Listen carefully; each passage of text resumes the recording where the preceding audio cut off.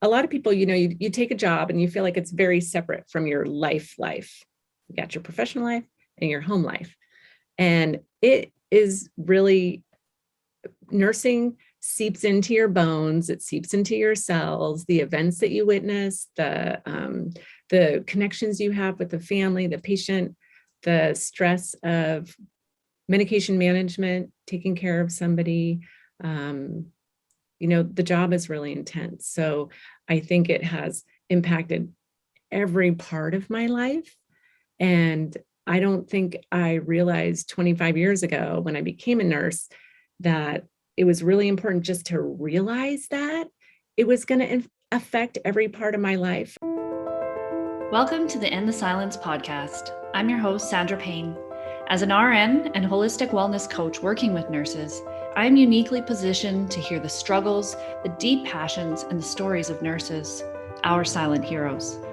Many nurses suffer with burnout, depression, anxiety, PTSD, substance abuse, and suicidality, and they do so in silence. Nurses are the ones we turn to for help when we need it the most, and this is a heavy burden for them to carry. This burden, the pervasive bullying and unsupportive culture of our healthcare system, means many nurses have lost their voice. These are their stories. Hey everyone, it's Sandra Payne here, your host of the End the Silence podcast, sharing stories of nurses from all across this globe. I'm here today with Beth Cavenaugh. She is a registered nurse and knows all too well what nurses are up against, not only during this overwhelming era, but always. With her over 25 years experience in internal medicine, short stay surgery, hospice care, she understands firsthand that compassion in healthcare can sometimes be elusive. In collaboration with Dr. Dominic Vachon, an expert in the science of compassion, and MJ Murray Vachon, a counselor with over 40,000 hours of experience, Beth has helped nurses to develop, strengthen, and maintain compassion in their career. In her new book, The Power and Pain of Nursing, it aims to arm both new and seasoned nurses with the tools necessary to care for themselves in the face of one of the most demanding professions in the world. And I think we can all agree with that. Mm-hmm. Welcome to the show, Beth. Thanks so much for having me, Sandra. I'm happy to be here. Yeah, it's an absolute pleasure to sit down with you today and just to have this conversation. And why don't we just kick it off and you can share with us a little bit more about your story, who you are, where you're coming from, and maybe, you can thread in the nursing aspect there too. So. Okay. I'm Beth. I'm in my 50s. I've been a nurse for 25 years. I have 3 kids. They're a little bit older now. And I've been a nurse for 25 years. It's been a fun, wild, exhausting journey. And I've been very, in the last 15 years, I feel like I've tried to lead with my heart, in terms of where I plant myself as a nurse. And so I think it was about 15 years ago that I landed at this beautiful hospice home and I was going to volunteer there. And as soon as I walked into the house, I just knew that I wanted to work there instead. So I applied and got a job, and that kind of shifted everything for me in terms of my professional life and satisfaction. I had never done hospice before as a nurse. I had an experience with my mom when she was on hospice before that, but being a nurse in the profession has been kind of amazing, doing hospice care. And I've just kind of done a couple different things throughout hospice, and I'm still working at the bedside at an inpatient hospice unit. So, yeah, I worked in palliative care as a care aide back. Oh, yeah. Before I became a nurse, but it left an imprint on me. And I have a couple clients who work in palliative care, and I've had other guests on the show who have that experience too. And it definitely is a unique nursing, right? Being with people in that stage of life. Can you share with us a little bit, what your experience has been doing that work in the hospice? Just a little bit more about that. Mm-hmm. Hospice care is, end of life care. So usually patients have less than 6 months to live. And as a nurse, we do a lot of pain management, symptom management, anxiety, constipation, delirium, confusion. So there are a lot of symptom stuff that we address. And also we do a lot of education. We do a lot of explaining to the family about what's happening, what's to come, what to expect, a lot of hospice in the home is, explaining to the family and the caregiver how to actually take care of the patient, because most hospice occurs in patients' homes. I don't know how it is in Canada, but at least in USA, that's what we do here. And so families have to take care of them, and it's a huge responsibility, and it's a huge learning curve because most people aren't trained medical professionals. So we do a lot of education. In the inpatient unit, I love working inpatient because I actually get to be with my patients for 8 hours at a time. And oftentimes I can be there when my patient dies. And I like to be able to sit at the bedside. I like to be with the family in that space. I like to help support patients and their families at this really vulnerable, kind of scary time, mostly because they've never done it before. It's a really profound nursing. I just love it so much. Mm-hmm.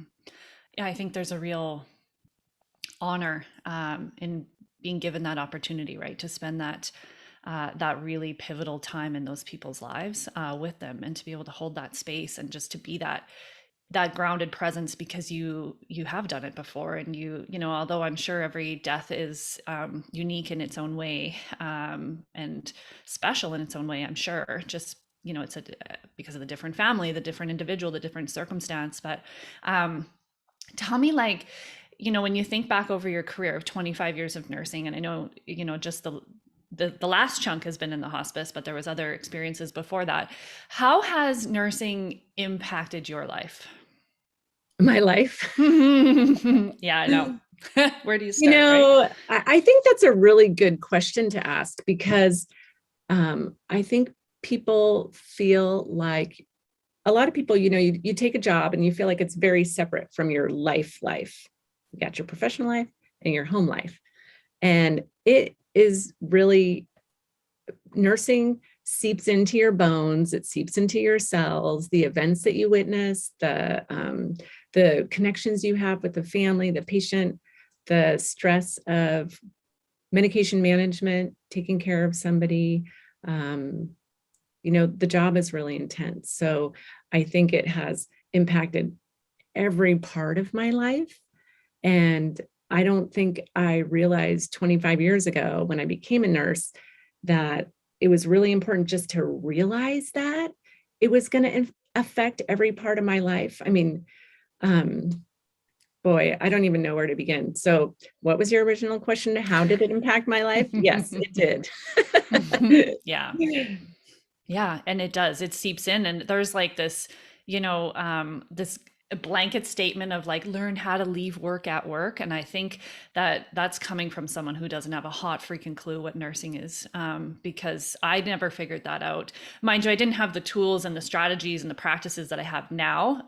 Things maybe, I'm sure, would have been better for me had I had, this knowledge and experience I have now. But even with it, it still impacts you, right? You're still walking into, particularly right now, in different aspects of nursing.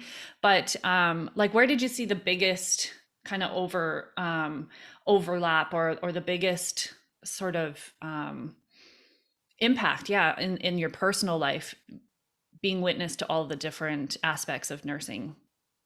I guess there's a couple things. Like, when so being a nurse, in your family, you are then the medical professional in the family. And that means, in your personal family, it means in the schools, it means with your, family of origin, it means with your husband's family, you're kind of a resource. So it impacts there. I think it has impacted me in terms of kind of my own personal development. And I didn't realize it at the time, but I was always constantly seeking out practices that I could do to help me get back to my center, because I often felt so off. And, nursing is a mind, body, spirit profession. it physically, it's a really hard, exhausting job. And you really have to just like maintain strength, right? So exercise, yoga, things like that have always been really important. It's the mind piece, the intellectual piece. I mean, you're constantly learning, there's education. And then the emotional piece. I mean, there's so much, we witness really terrifying things as a nurse. We witness beauty. We witness, so much deep love. You see people heal. You see people die. I mean, we experience the gamut of what happens out there in the world. And it can be really overwhelming on your soul. So I think emotionally, it's also really, it has impacted me significantly. And so keeping in mind the mind, body, spirit thing, I do a lot of meditation.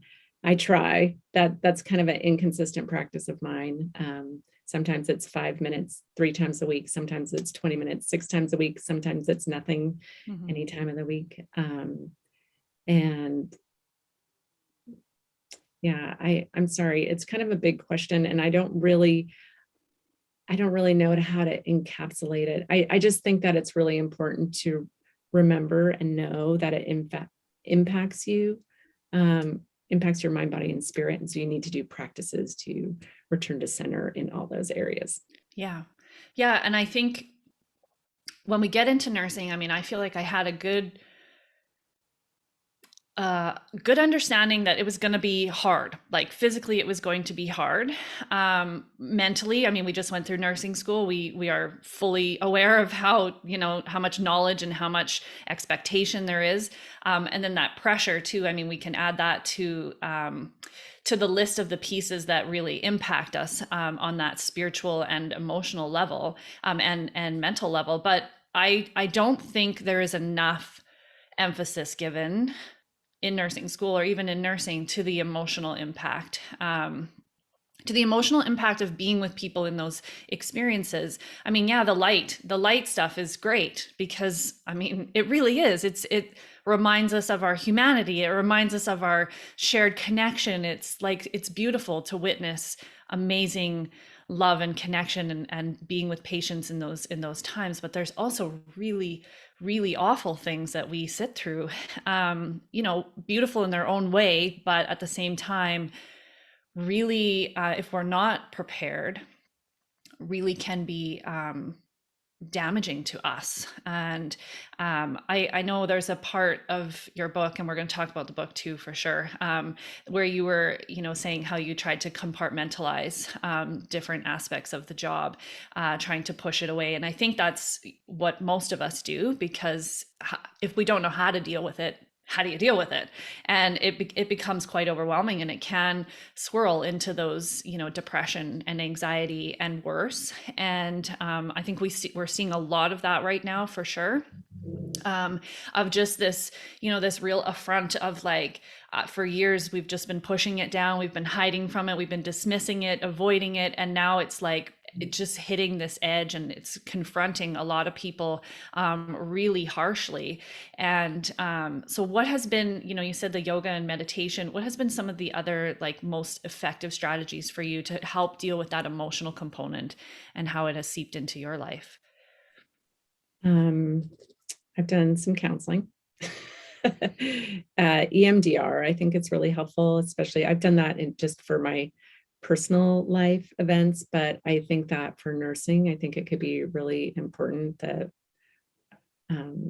it's an eye movement therapy that helps people process traumatic events that have happened. And I think, on the nursing units, that happens all the time. And I think we don't give it the weight that it deserves. I mean, I remember the first couple of years of nursing, maybe I had a patient die, or maybe there was some significant event that happened that was really traumatic for me. There's no stopping. There's no pause. There's no, hey, go get a drink of water. You've got 5 other patients to deal with. So it's a very bizarre way to deal with all of these things that we witness on our shifts.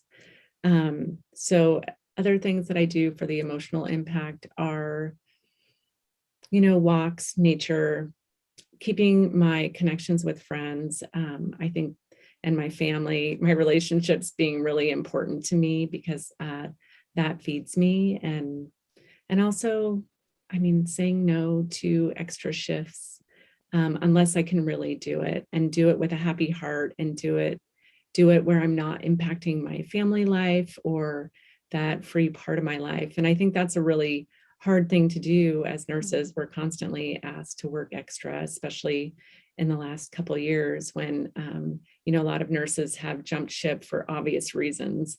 But I just say no because I will be a really grumpy nurse and nobody wants that.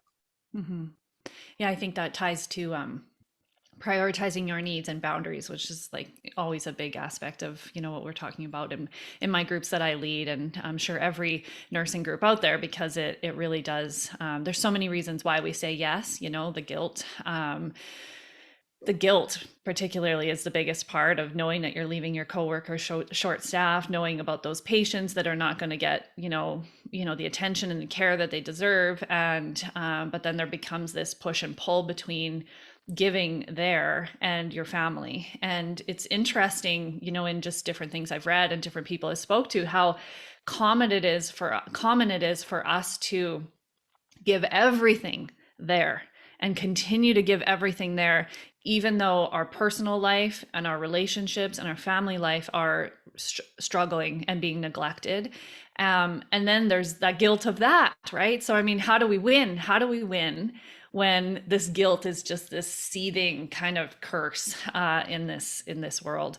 I want to go back to what you were sharing about when you were just a new nurse and having these experiences, and just, there's no time to talk about it. There's no time to feel what is happening, and we weren't trained. We definitely weren't prepared for it. So I know, I just, anytime someone is talking about that, especially in the beginning of nursing, but even later, those patients still impact you, but in the beginning, it feels so like, I think, shock. And I think there's a part of us that doesn't know how to deal with it. And so then we just we have to put this somewhere, right? Because there's 5 other people that are relying on me. There's this person saying this, there's these noises, there's alarms, there's the doctors, there's the charts, there's everything. And you're like, holy crap. And it kind of becomes like, I can't deal with that aspect. And I actually have this came up the other night. Actually, I was just laying there and I remembered this patient. I was new, like maybe in my first 2 years, and I worked in the neonatal ICU out of school, and I came onto shift, and the patient had just died. And so I wasn't there for the death. I wasn't there with the family, but now I'm given this patient as an assignment and having to deal with all of the after piece. And I remember, it was like, I viscerally could feel it in my body, just how I was just like, what do I do with this? What do I do with this? I'm like, 25 years old, and and I'm like, got this, dead baby in my hands. And I'm sorry if that is hard for people to listen to, but that was the reality of it. And now I had to deal with the family and everything. And it's just like, it's interesting from, 15 years later to be thinking back to that and realize I never dealt with that. I never looked at it. I tucked it away into a box and just hoped that it would never show up again. And here it is 15 years later, as I'm like laying in bed, I haven't even been in the NICU in years, but I'm sure, this is not abnormal, is what I'm kind of getting at, is that Right. I think a lot of nurses go through the same Right. thing. We experience something so traumatic and we just tuck it away because we're like, I don't know what to do with this. Right. I got to go on. I have 12 hours ahead of me. I had that day. So I couldn't, I still had other patients as Wow. well. And, Oh, and it kind of leads me into the conversation about, and we were kind of alluding to this before we hit record today, but the things that we're not taught in nursing, but also the things that are not talked about. And this secondary trauma, or a secondhand trauma, I think is what you call it in the book, or vicarious trauma, where we are witness to these things, or we experience these things in nursing, that have a huge traumatic impact on us, and we're not given the space or the time or the tools or the resources to deal with it.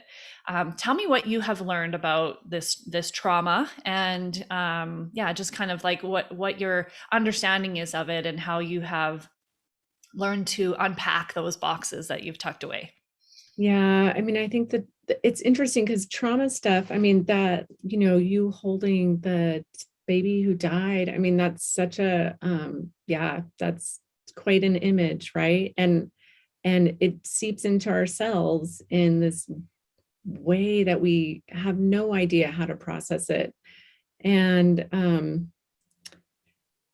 And even smaller events than that can also be a traumatic event for us. And I think we don't realize that either. But I think really that's why I think nurses from the get-go should have programs that are available to them with counselors, with EMDR specialists, with people who can help do, somato-emotional release therapy, where, you do kind of a emotional release with your body, which also helps release the kind of traumatic event that happened. There's a lot of other things that are just really basic, like diet, exercise, time in nature, art therapy, that can help also. Sufficient sleep, which is hard to do. All these simple things are actually really hard to do as a nurse. Mm-hmm.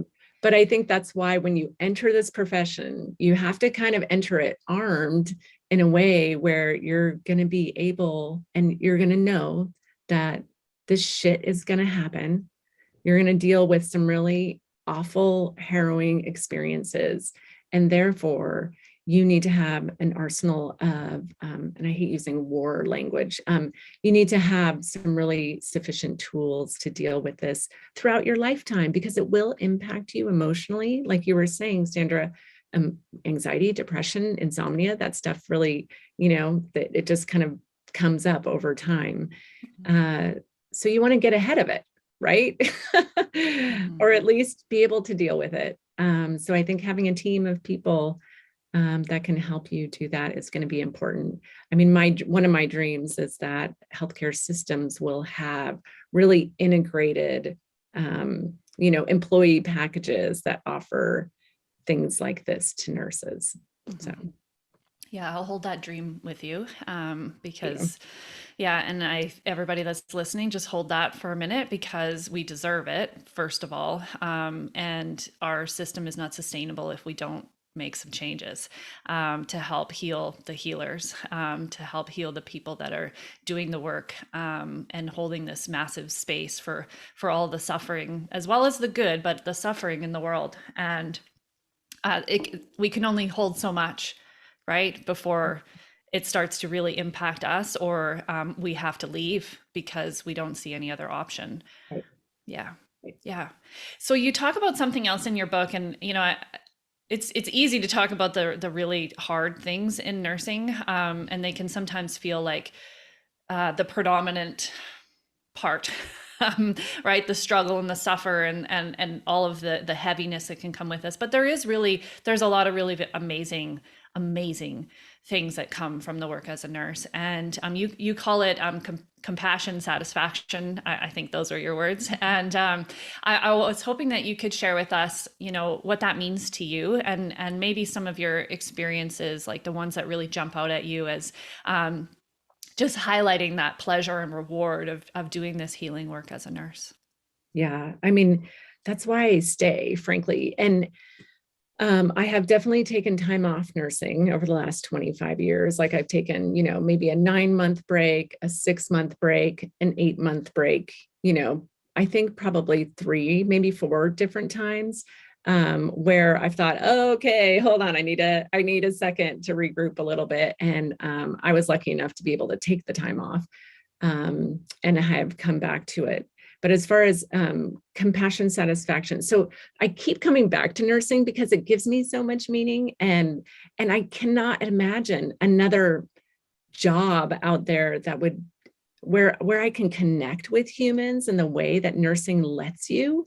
I mean, you get let into these patients' lives that in their most vulnerable times, it's a really intimate journey to go on their health journey with them. And that's why I keep going back to the bedside, because when I have taken some time off, I miss it. And I love that kind of connection with people. And Sandra, I can tell you do too, because you get to the heart and the depth of things right away, which is super amazing. And so compassion satisfaction is like a real live term out there in the science of compassion. And it is, finding meaning and satisfaction throughout while you're being a compassionate caregiver. And I think it's important to know that compassion is resonating with another person's suffering. And then it's responding to that suffering in the way that you're skilled to do. And as a nurse, we have all sorts of, things that we can do to respond to a patient's suffering, which is the actual compassion component. So compassion is the action piece. And so I try to, and I wrote this book about compassion in nursing because I'm working on it all the time. It's like, it's nothing I have achieved. It is just, it's part of my work because I know that it gives me so much meaning when I can tap into it. But it does require like a lot of internal work and processing that you have to do. So like I'm thinking about this patient who I took care of who was actively dying. And that means he'll die in probably 15 minutes. I started my shift. It was 7 a.m. and I went into his room and I noticed he was actively dying. I called the family and no family was able to come and be with him. So I went into the room. I told the CNA and my other nurses that I was going to go in there for a little bit. So please watch my patients, which was really nice because, that's hard to please watch 5 of my patients while I sit with my patient. So I really try to think, okay, this is the moment I'm going to be able to sit with my patient and I'm going to make it happen. So pull up a chair. I'm with him. He's actually kind of responsive. I asked him, are you in pain? And he shook his head no. And I said, okay, I'm going to be with you. I just called your family. They know you're here. They know you're safe. I'm going to stay with you. And so I just sat with him and I, put my hand on his arm and just kind of was with him, kind of blessing him silently, knowing that he was exiting. And he took, he was doing his end of life breathing patterns. And, I just whispered to him, I'm here with you. Your family loves you. And he died. And it's those moments that we have with our patients. I mean, that's a really significant moment to be with somebody when they actually die. But we have so many moments like that in a nursing shift where you can actually pull up a chair and be with somebody for even a minute, and it makes all the difference in the world. Or, I mean, I work with extraordinary nurses. I do think nurses are extraordinary in general. And, but, I've witnessed so many nurses just make this amazing connection with a patient in such a short amount of time. And CNAs actually too, while they're turning a patient or, just reminding them that they're safe. So just kind of lean into these really intimate moments with your patients and feel it and experience it and then dwell on it afterwards. That's what the compassion satisfaction is. It's dwelling on those really meaningful moments that will fill your soul up as a nurse. There's so much that depletes you and takes away from you, but this actually fills your well. I love that. And just listening to you tell that story, I mean, it was just bringing a well of emotion up inside of me. But I think, what you're explaining is just, it is those moments that, we have so many things to do, but those small moments of just that human connection, that's what matters. That's what matters, right? It's just what matters. And I think it's what keeps most nurses coming back is those. And I love that idea of, instead of ruminating on the heavy stuff and, getting sucked into maybe complaining or some of that victim mentality of all the different political and, management and all those higher up kind of systemic problems that are trickling down and they're real. I'm not dismissing them. They are real and they need to be dealt with, but it doesn't serve us to spend time in that space where we're just dwelling on that.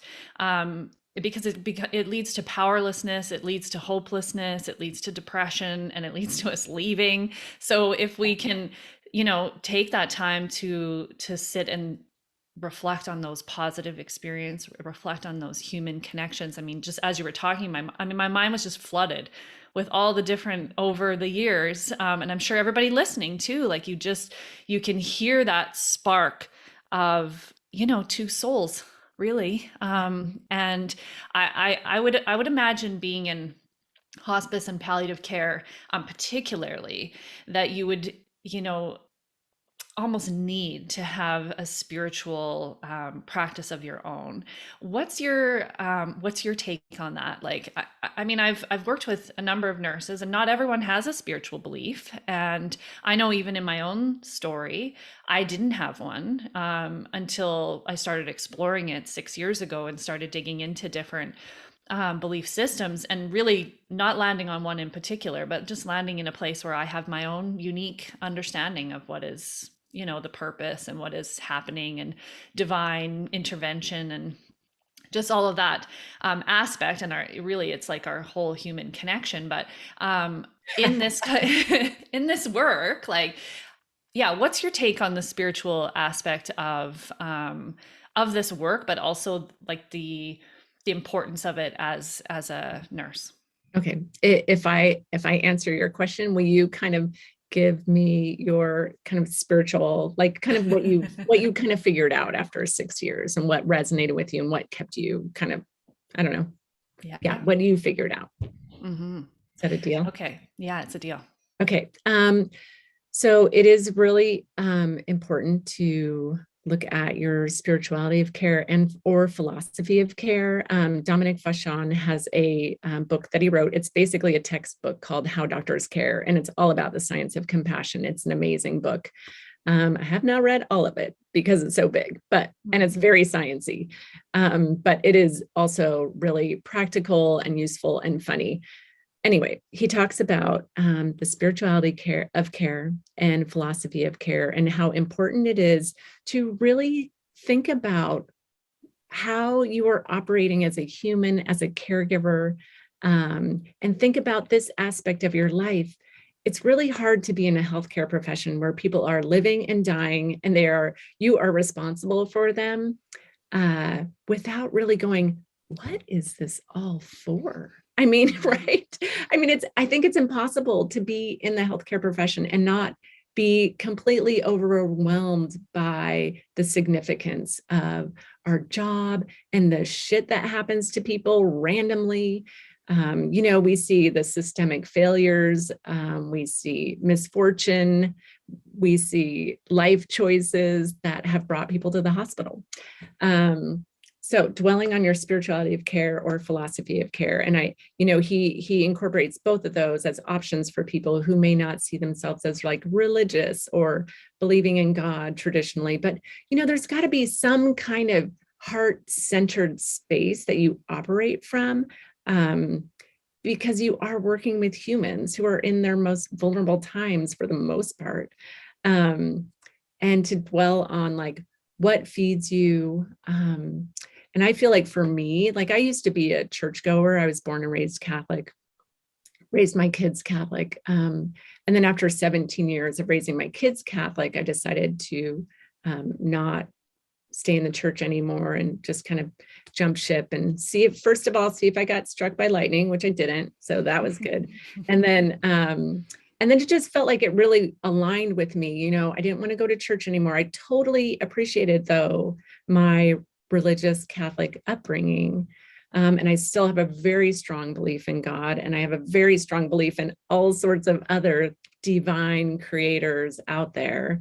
And I also have this really amazing belief, strong belief that there is something else out there. Part of that's because of what I witness when people are dying. But I love actually thinking about my spirituality of care and how it is part of my nursing profession, because there's just, I feel like so many moments are just sacred and holy there. And I think that probably adds to my compassion satisfaction, when I kind of consider this component to how I show up as a nurse. Mm, mm. I wonder if it's, sometimes takes for those of us that don't have a spiritual belief in my own life. And so I wonder if this would resonate with others, but it took, um, I experienced death of friends and family members as a younger, like as a younger child, I guess, and a younger adult, but it didn't really hit me in a way until I was older. And even, in nursing, it didn't seem to confront me, but for some reason, a death of someone I didn't even know hit me. And I don't have a rhyme or reason for it other than it was just time. And it hit me in a way because I was witnessing all these other people who knew the same person. Like, and when I said I knew him, but I'd never met him. And so all of these people also knew him and were grieving and were, turning to God, and were turning to their belief systems for support and for faith and for understanding. And I felt very lost. I felt very lost, and it kind of confronted me as far as like, just feeling like I had a gap in my capacity to fully be a human being. And I felt like I was missing something, that just witnessing all these other people have this strong faith and this community and this connection. And I was like, where do I fit in that? And it was just this aha for me. And then a spiral because it was like, I didn't know where to go with that either. And I just happened to talk about it with somebody who was supportive. And sometimes that, I think, is just the spark that gets the ball rolling. And I just started exploring different things. I wouldn't say I've landed in a certain space as far as like a religion. I don't believe, I think religion can thread into spirituality, but I think they're separate. Spirituality, I feel in my own journey, is a belief in something else, in something bigger, in something other than just us. And I also find that having that belief, whether it's, in God or the universe, or, a source energy, or our highest self, or, pixies, it doesn't matter what you believe, as long as you believe that there is something else out there, not greater than us, but that is working with us. And that sparks me when I'm feeling lost, when I'm feeling scared, when I'm feeling hopeless, when I'm feeling betrayed, when I'm feeling left out, or all those harsh human experiences that we all go through to some degree. Having that understanding that there is something else out there, there is a path being laid out. It may not make sense, but there lands this capacity to trust. And I talk about this with my clients, not in that necessarily that way, but of like not having a faith, and it creates this, or not having a trust and a belief. It creates this tension because you think you're the only one. You're like, I'm it. If I don't figure this out, if I don't do all the things that I need to do, like, how's it all going to happen? There's a lot of pressure in that. Right. And that tension is like paddling upstream, right? Against the current. It's like tense and rigid and just frenetic, and just a panic sense. And that's that trauma response happening in your body, because we're constantly feeling this like need to fight against it. And whereas I found when I really started leaning into a belief, and it's taken years to, even I just had something happen in my life that kind of threw me back, and that's where I've been leaning. And I've found it's so supportive, because it's like turning that boat around, where I can just, it's not that I'm not taking action, it's not that I'm not active in my life, but there's this trust. And so it's like a release, a freedom. And I think, don't we all want that? Yeah. Don't we all want a little bit of freedom, and just like to let go of that tension that we're holding? So I mean, that's where I've landed. And I don't have a belief in a certain aspect. When I go out at night and I look at the stars, I talk to the stars sometimes. I look for signs. I ask for things, and then I notice them show up. Not always in the package I want, but they do.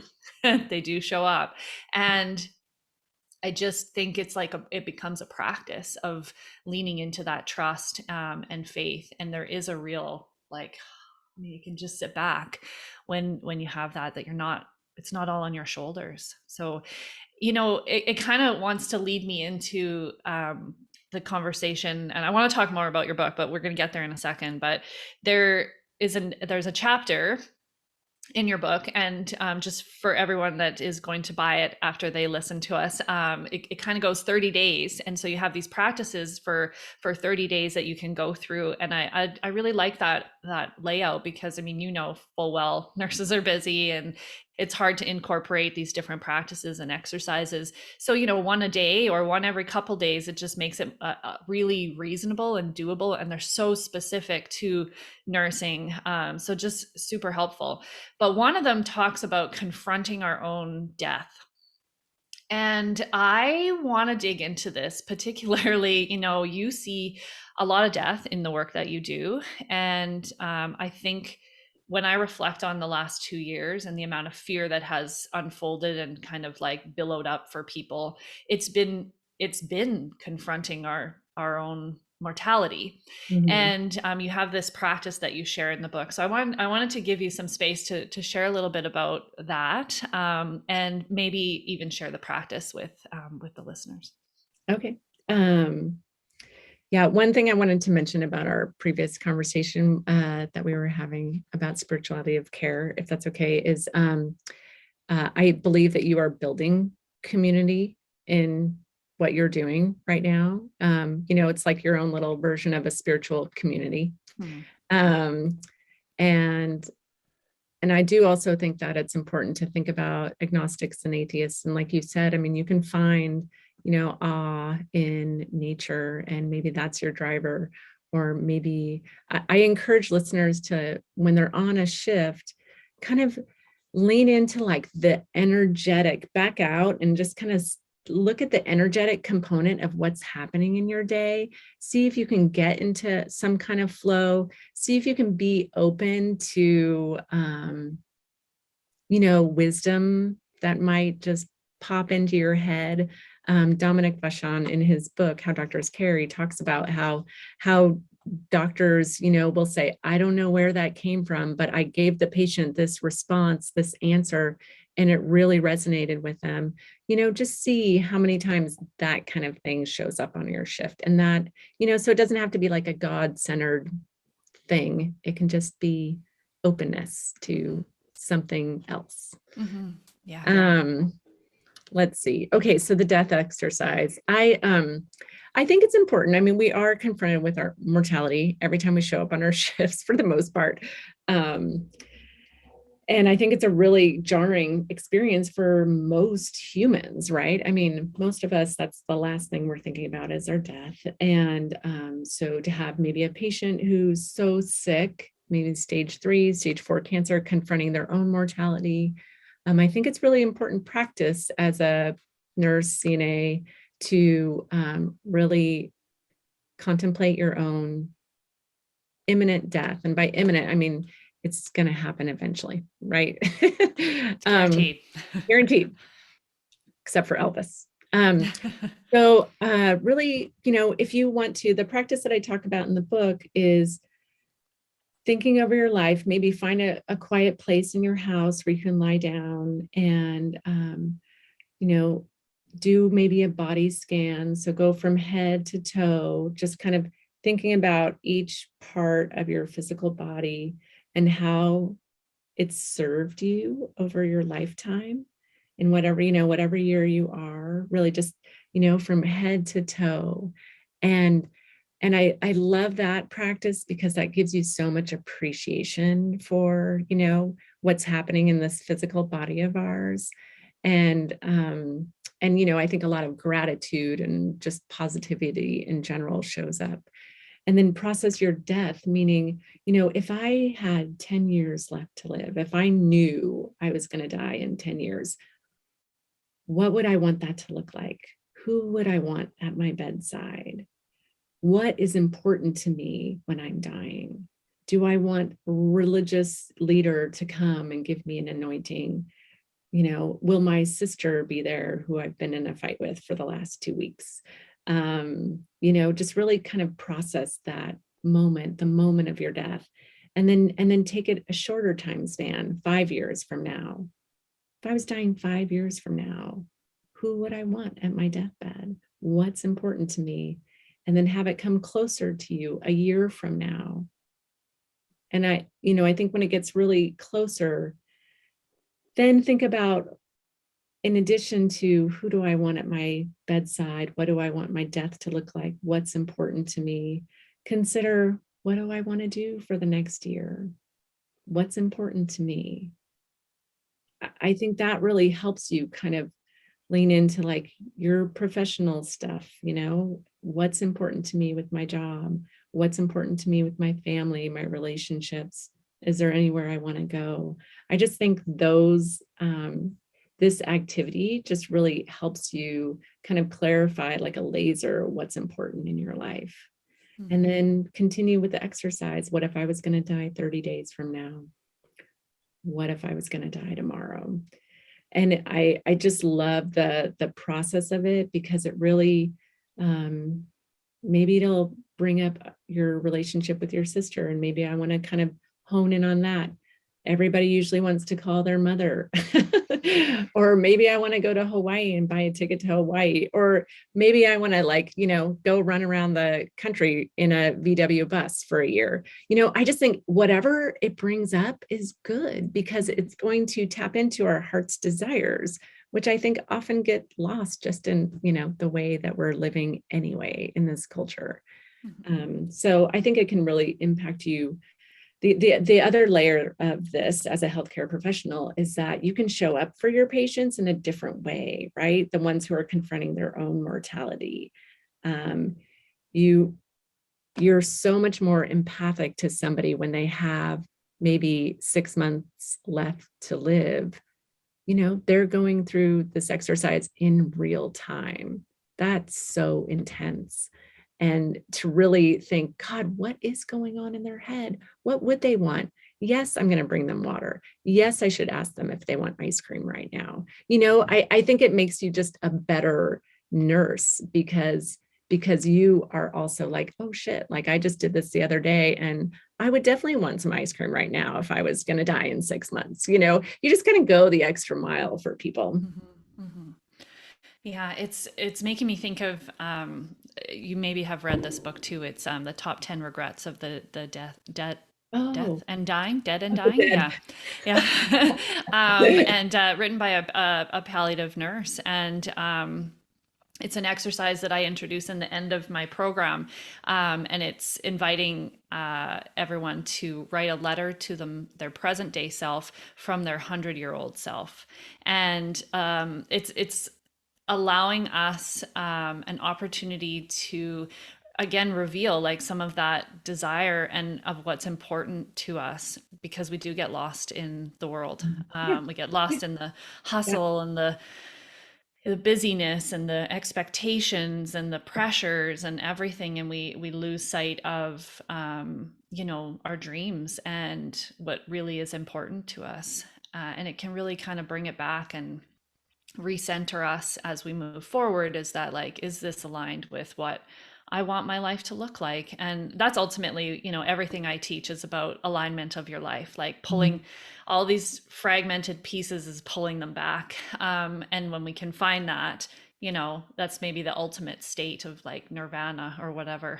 But maybe we don't achieve that in this life. But that's kind of my intention, and my goal is just to look at all the different aspects, and are they aligned with what's important? And I think those kinds of practices and exercises are really helpful for us to figure that out, because I think we forget and we get lost and sucked into the vortex of our culture and society, and no shame. Yeah. this happens. Yeah. And it happens to all of us, right? But then when we can do these practices and remind ourselves, then it just helps us moving forward. You're absolutely right. It would make you a more present and more willing to go the extra mile as a nurse. It makes you more present with your family. It makes you more present with yourself and your whole entire life. So, I would invite people to visit that practice or the one that I was mentioning, and just, on like a regular basis, just to really pull yourself back in, and like, what are the, where is my life right now? Like, am I aligned with what it is that I want, and what I think is important?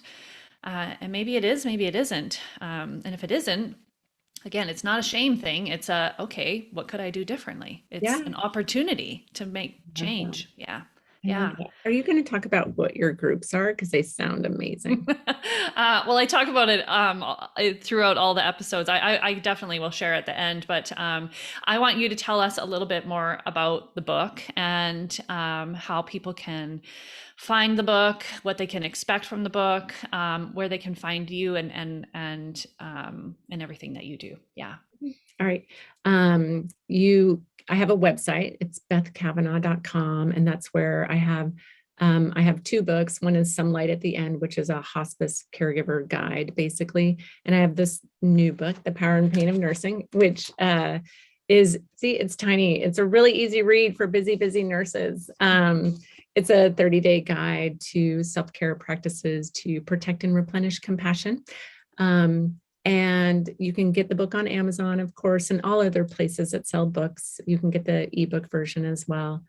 On my website, I also have a blog for basically anybody who's taking care of somebody who's a hospice patient. So it's written to, kind of for lay people, but I think it's really helpful for nurses as well, because it gives people kind of the words to explain to their patients, what's happening at end of life or what to expect. So that's how you can find me. All right. So if you could leave us with like the advice that you would give to a younger version of yourself. So, 25 years in nursing, you've learned a lot, you've witnessed a lot, you've experienced a lot, and you've grown a lot in that time.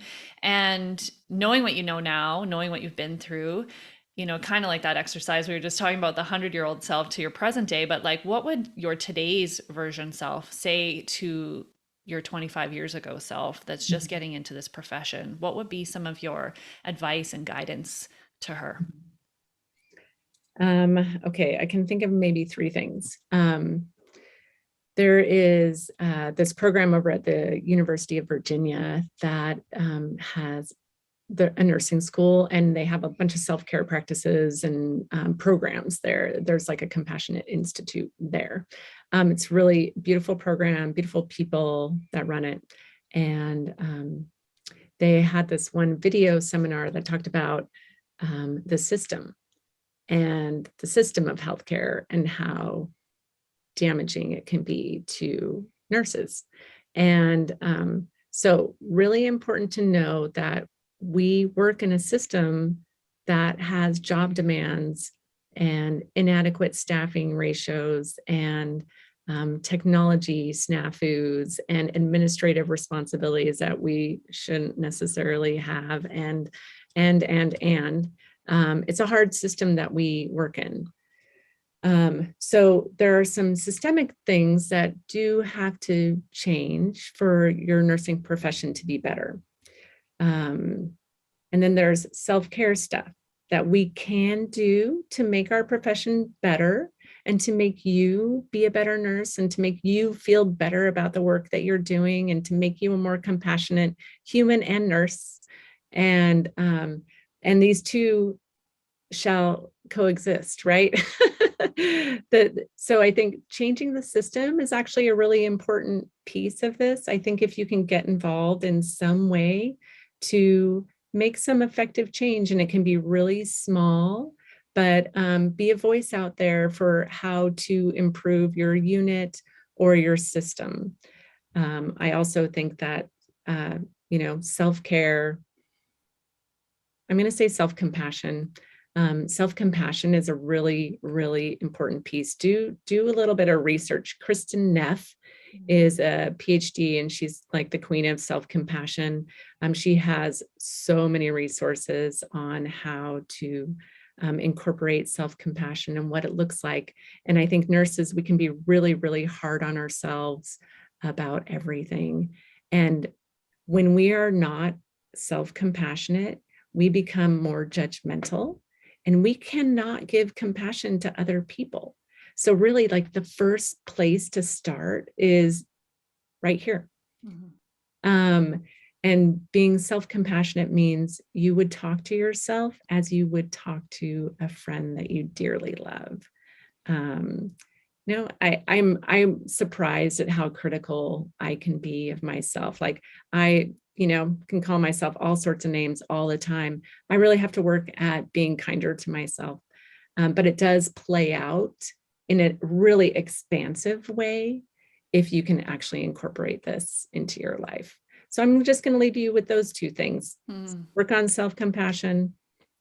Know that changing the system is going to be equally important. Yeah. And it's like, pick your mountain. And where I land with that is, like, for many of us, the system feels like impossible. And the system feels like no one's listening. We have tried. No one cares. They don't care about us. That's a lot of the conversation. And it's like, if we keep feeding that, that's what we're going to see. Right. So if we keep saying those things and we keep having that kind of mindset about it, yeah, it's not going to change. So what it will take, though, is for people to step into roles to have a different mindset and a different attitude about it, and work towards and taking those positions that can impact change. Yeah. But that's not for everybody. I'm pretty sure that's not for everybody. Right. But what is for everybody, if you're open to receiving it, is what you're talking about: these self-compassion, self-care, self-acceptance, self-love, all of the selves, is focusing on yourself. Yeah. And, the boundaries that we talked about before, and saying no, and all those things, they come into when we deal and we work on ourselves. And I like to say, when we focus and start here, the ripple spreads, because it'll impact your family, it'll impact your own work environment, it'll impact the culture of nursing. And that's where we can see you are impacting systemic change, even without, taking on a role in a leadership position where you're, doing administrative type of, like, policies and changing, like, those kinds of things are important. But when we do the self work, it impacts the culture as well. Yeah. So we can't downplay that. Every single one of us, if we want to take a responsibility in this, not just in nursing and in healthcare, but in our own lives, is to say, I have a percent of control in this, right? Like, I'm not powerless, whether it's 1% or 50% or whatever you see. Even 1% is enough to get you to say, I can do something different here. Like, I'm not powerless. I have some control. So I think those are amazing pieces to leave it at, is like, this is not hopeless. And I mean, you probably are witnessing this too, but there is a shift happening right now. There is a significant shift happening, and it's going to call on us to rise into these places, to be a part of the change that we have been desperately wanting to see. And how much more equipped we are to rise to that challenge if we are, starting now, like, getting into ourselves and learning these practices that you lay out in your book. And there's, Kristin Neff is just an amazing resource to bring up. I'll make sure I put that in the show notes. There's so many tools, and we could talk forever about them all because there's so many things. Because you asked, I'll just share, like, my group is it's for women nurses. I call it Nurse RX, and we meet. It's a group program, so we have an opportunity to connect, to share our stories, and to learn different practices, to explore different exercises and things together, where we can share our experiences with them and share parts of ourselves. And it's really, and then as well, there's a coaching aspect, because I'm a coach. And so coaching is somewhat different than counseling, in a sense of, it's very action focused. So we talk a lot too. And I've taken a lot of training and that around trauma, embodiment practices. I do a technique called aroma freedom, which is similar to EMDR as far as the benefits. And, you know, just all of those pieces that we've already talked about, but it's about digging in and then taking action, because if we talk about it, it's great. But if we don't, number one, access our body, none of that talking goes anywhere. And and number two, if we don't take any action, we're just continuing to talk about it. So we have to do things different. And yeah, and the group just, I always describe it as magical, because it really is to see women, particularly nurses too, because you know, it sounds like you have a pretty solid workspace, but there's a lot that are not. And there is a lot of really toxic Right. Workspaces that people are in. And so it doesn't feel safe, right? Right. It doesn't Right. feel safe to share your story or to drop your guard and talk about how you're feeling, or how this is impacting you. And so my biggest intention is to create that safe space for nurses so that they can drop their armor, they can drop all their arsenal, because it is like a freaking war out there. And but they can drop it in this safe space, and when we can drop it, we can truly heal. If we can't fully feel safe, we can't fully heal. So and particularly a lot of this, you know, the trauma that we just kind of brushed over, because really it's a huge topic. But it's you know, we can't truly heal from that, and find a place of ease in ourselves if we can't feel safe. And unfortunately, in the culture that nursing is right now, there is not a lot of that safe feeling. So yeah, I don't want to leave it on that, because that doesn't feel very inspiring. But tell us, like, just, you know, before we close, one last amazing nugget from you, putting you on the spot. Okay. And go. Okay. So this was like probably in 2016. I was taking care of a patient. I'm going to tell a little story, who was actively dying. And he had terminal agitation. He was restless, pulling at his gown, pulling at, you know, the bed covers, trying to get out of bed. And his wife and daughter were at the bedside, kind of trying to keep him in the bed. And they were like super agitated. Also, you know, they were kind of feeding each other. The son-in-law was sitting in the corner of the room, terrified. And it was a pretty distressing scene. The doctor and I had been working together, trying to get this gentleman's agitation under control. So after titrating his Haldol, his morphine, you know, after a couple hours, he finally started to settle. And the family finally started to settle, and they could sit in the chairs. And then the patient started exhibiting what's called Cheyne-Stokes respirations, end of life respiration. So I knew it was going to happen soon. They asked to talk to the doctor.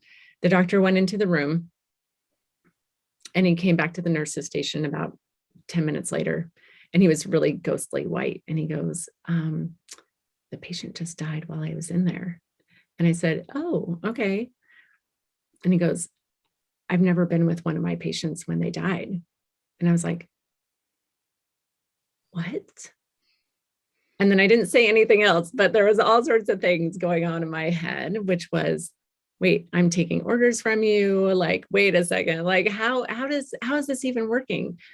But I share this story because as I processed it, I thought, oh my God, we have such a powerful role at the bedside in any job that we do. You know, the physicians have an amazing amount of knowledge, but we have such a different kind of knowledge because we are witnessing our patients. We see what they don't see, and we see what the families don't see. Our role is critical to advocating for our patients and being an activist really for our patients. So now I never lead a phone conversation with a doctor, you know, I'm sorry to bother you, because we carry so much weight in how they're going to respond with their orders or whatever it is. Our point of view, the reason we're at the bedside is just as significant. So I think it's really important to remember the power in our role as a nurse. Yeah.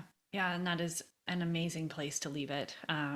An amazing place to really remember the critical role that we play in our patients' care and in their lives, and not to downplay it or let anyone tell you differently. Yeah. Love it.